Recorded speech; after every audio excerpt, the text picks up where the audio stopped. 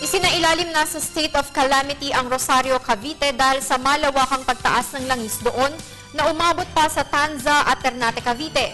Patuloy naman ang pagtulong ng lokal na pamahalaan sa mga apektadong mamamayan na umaasa lamang sa kabuhayan sa dagat. Samantala, hinikayat ng grupong pamalakaya ang DANR na ipasara ang oil depot ng Petron sa Rosario, Cavite upang hindi na ito magdulot pa ng masamang epekto sa kalikasan. Pinagbabayad din ng nasabing grupo ang Petron sa pinsalang idinulot ng oil spill. May karagdagang ulat ang aming kasamang si Noel Perfecto.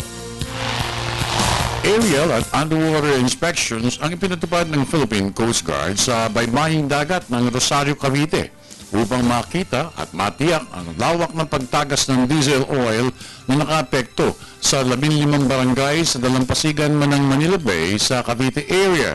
Sumama si Commodore Joel Garcia sa aerial inspection at nakita nito ang kapal ng oil spill at ang dami ng langis na tumagas sa motor tanker Makisig na pag-aari ng Herma Shipping at ayon nga kay Commodore Garcia, na umabot sa 500,000 liters ang dami ng diesel oil na patuloy na tinatangay ng agos ng dagat.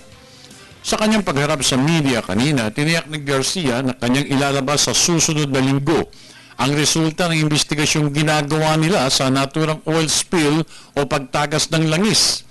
Ito'y matapos na magkapareho ang uri ng samples na nakuha ng mga prober sa dalampasigan o shoreline ng Rosario, Cavite at doon sa tumagas ng diesel oil mula sa motor tanker Makisig. Right now, it appears that the samples taken from the ship is quite identical with the samples taken from the shoreline and the sea, the oil spill.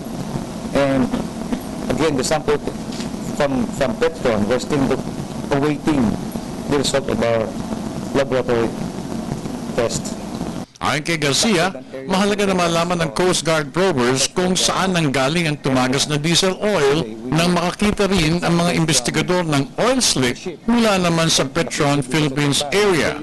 Sa ngayon, ani Garcia, umabot na sa 20 kilometers by 15 kilometers ang lawak ng oil spill at papunta na umano sa direksyon ng korehidor, kung kaya't mahalagang makontain na ito para hindi na makalayo pa. Even at 100 feet. Yes, yeah.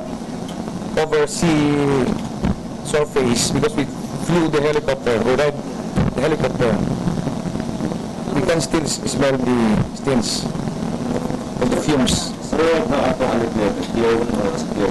Well, if you base it from the National Oil Spill Community Plan, it's Tier 3. Para sa telebisyon ng bayan, ako naman si Noel Perfecto.